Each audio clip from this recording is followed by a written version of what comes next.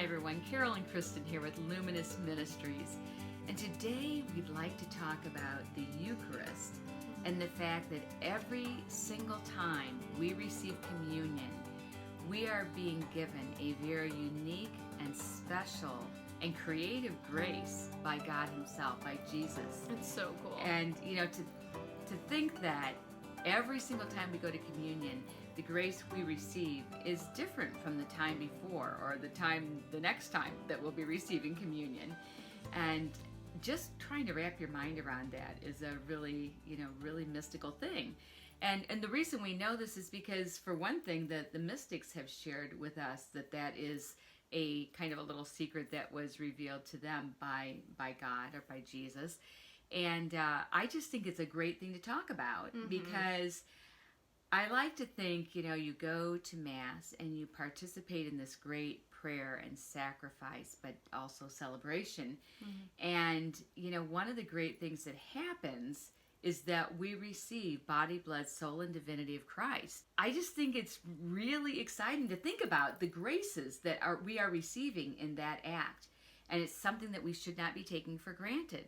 So, we can kind of talk about and guess about, we might think about what kind of graces do we think God might be giving me today based on what's happening in my life right now. And we don't really know for sure, but we do know that every single time we go to communion, we are being gifted, because it is a gift. It's a beautiful gift. We are being gifted with very unique and creative graces each time. Well, the thing that's cool too is that is very much said in the Our Father, give us this day our daily bread. And, I think it's almost just expounding upon that. Every time you receive the Eucharist, you are being given what you need for that day.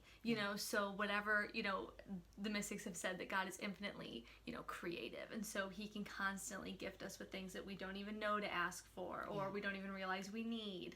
And so I think that can almost be a good motivator. Hopefully people are motivated to receive the Eucharist because it really is Jesus and the closest we can be to Him on this earth and the closest that we can be to all those who have come before us, all those who are on earth with us, and all those who will come after us. The entire communion of saints. Yeah, and the mystical body of Christ, and so I think that it is obviously that should be the motivator right there, but just in case you're going through one of those ruts where that doesn't feel, you're not necessarily feeling anything, but we talk often about how you can't go based on your feelings, but maybe you're going through a dry spell and you're thinking, is it really that important for me to be receiving the Eucharist? And especially after coming off of a time of, where we were away from Mass for so long just via the pandemic and churches being shut down and having to do spiritual communions, so going to Mass via the internet and all of that. But, a spiritual communion is very powerful, but it's not the same. And so maybe this is another good motivator, to get back to the actual Eucharist and not just a spiritual communion, but an actual physical complete communion, because of the fact that God really is giving you what you need. And it really is different every single time. I mean, that is just a really neat thing to think about. And I don't think we talk about it very often. No, we don't. And that's why we're talking about it today, because it deserves to be talked about. It needs to be talked about. Right. Something that you just mentioned was people, going through a dry spell. And we all go through dry spells for sure. And actually, I was just reading a book, and I'm trying to think of what book it was because I've been reading a lot of books lately on this topic, but it was talking about people going through dry spells, and the name that they gave it was aridity, and they were saying that what should we do when we are going through a dry spell and we're not really feeling any spiritual consolations, we're feeling more desolations, and it doesn't feel very good. It feels like God has deserted us, and where have you gone? Where are you? I need you. Hello, where are you? But the premise of the whole thing was, when you feel that desolation, first of all, you're in good company. I think about Mother Teresa, who felt that desolation or a lack of consolation for not just months or years, but literally for decades. It felt very much that. But the encouragement was to, when you are feeling that aridity, is that you keep going, you keep doing the next right thing, you keep praying, you keep trusting God. You keep believing in His truths.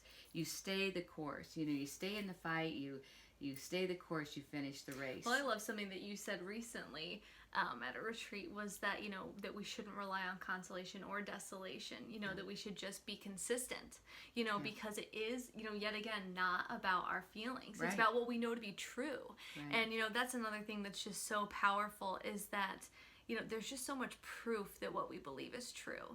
And I think sometimes maybe when you're going through a desolation or a dark night of the soul, coming back to, okay, what is it in my life that I actually know to be true? Or, what is it, with the Catholic faith, what is it that makes this true? And I think that can be such a source of encouragement and strength, because there is a very detailed and beautiful reason for everything that we believe. There is. And if you've ever had something, maybe someone challenged you in your faith walk and you really sat down with the catechism. I had this experience where I was like, all right, let's really get to the meat of this. Is this stuff true?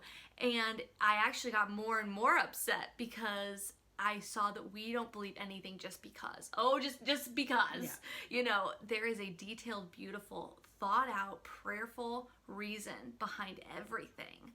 And that only God Himself could have ever originated and thought through. I mean, it's just so intricately woven into all of humanity. Mm-hmm, mm-hmm. And there's no person who would be capable of dotting all the I's and crossing all the T's and making it all work out the way it has and will continue. Yeah. So basically, today we just wanted to remind you that you do want to go to Mass as frequently as possible, and not just the weekends, but also during the week. You want to go to Mass because you are receiving a great gift at every single Mass that you participate in.